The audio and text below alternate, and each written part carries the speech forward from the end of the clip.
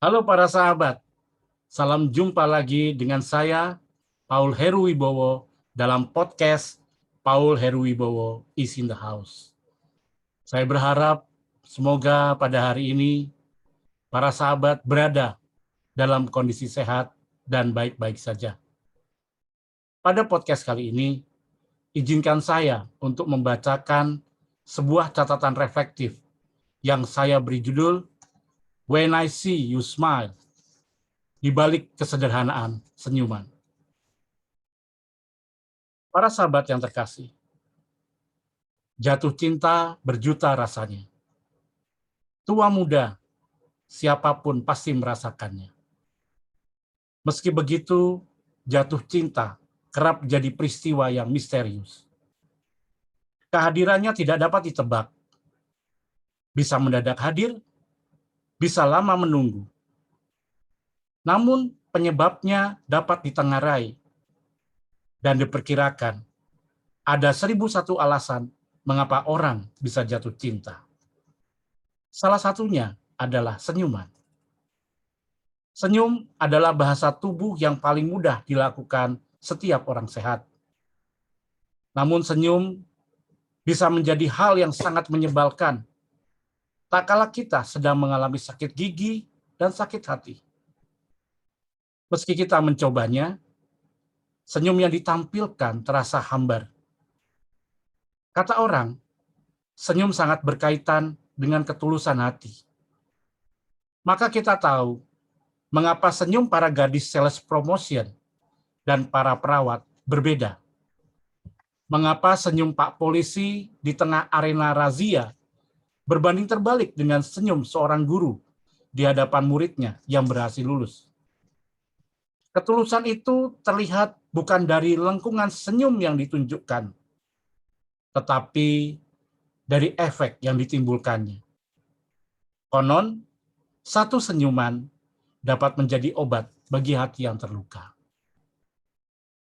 Para sahabat yang terkasih, kendati ketulusan menjadi prasyarat utama, tidak jarang memang senyuman menjadi begitu manipulatif. Mereka yang kerap bersandiwara dengan kehidupan akan menjual senyuman sebagai jangkar penjerat. Melalui senyuman itu, orang bisa terpesona dan simpatik. Tetapi melalui senyuman itu pula, orang bisa jatuh dari tebing tinggi.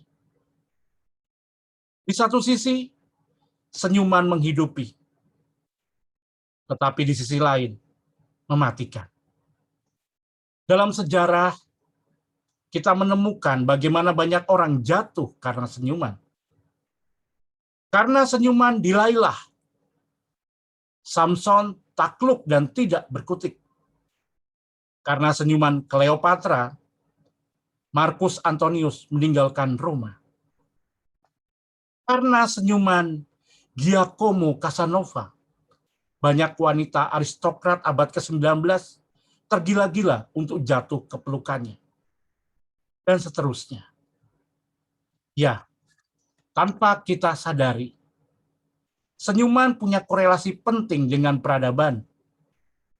Baik senyuman tulus maupun manipulatif tetap punya potensi untuk mengubah jalannya sejarah sebuah bangsa. Sayangnya, dalam masa perang, orang akan sulit tersenyum. Ketika Hiroshima dan Nagasaki dihadiahi bom oleh Amerika, tiada satupun orang di Jepang selama 2 dekade lamanya mampu tersenyum lebar. Ya, tragedi tersebut mampu memadamkan apapun termasuk senyuman. Celakanya, ketika hal itu terpadamkan, butuh waktu lama untuk menghidupkannya sebagai sebuah pengharapan.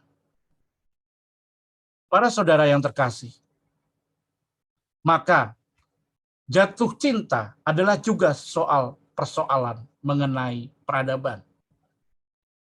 Bagi yang jatuh cinta, senyuman tidak sekadar penting, tetapi merupakan sebuah tanda bermakna yang harus hadir.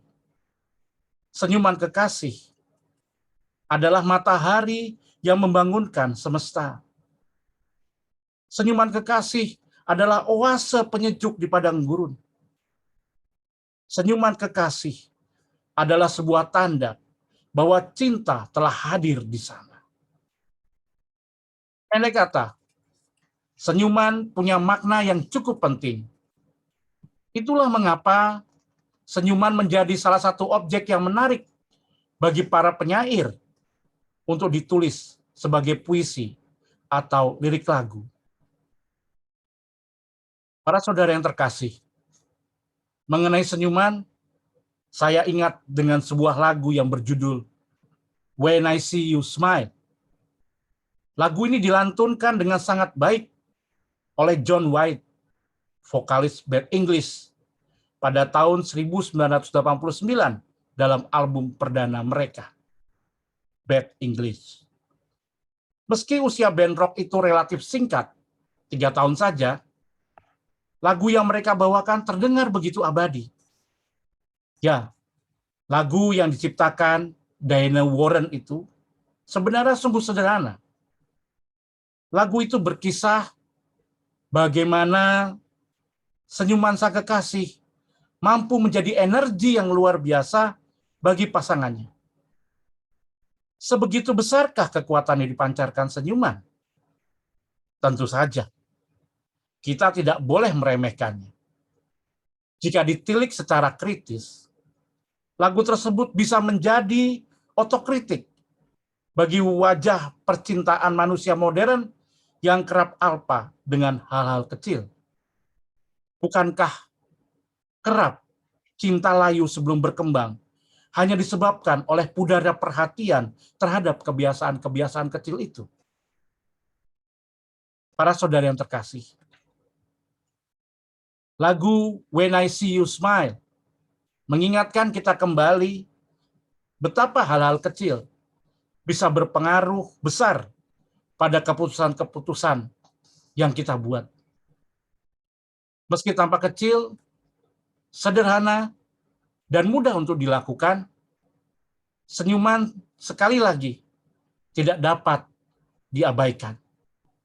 Bukan hanya dalam hubungan percintaan saja, melainkan pula dalam kehidupan sehari-hari. Ada sejumlah kekuatan besar yang tersembunyi di baliknya. Senyuman adalah pengharapan bagi mereka yang putus asa.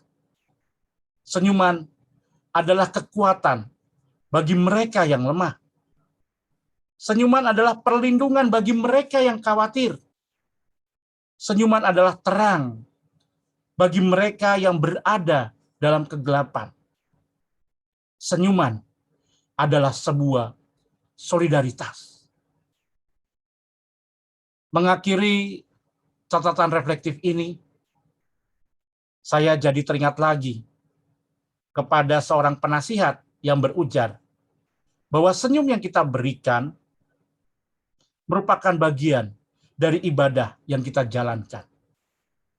Saya tidak tahu seberapa sering kita tersenyum kepada setiap orang yang kita jumpai, baik di rumah, tempat kerja, atau ruang publik. Hal yang perlu kita pahami adalah bahwa efek sosial dan psikologis yang begitu hebat dari senyuman itu.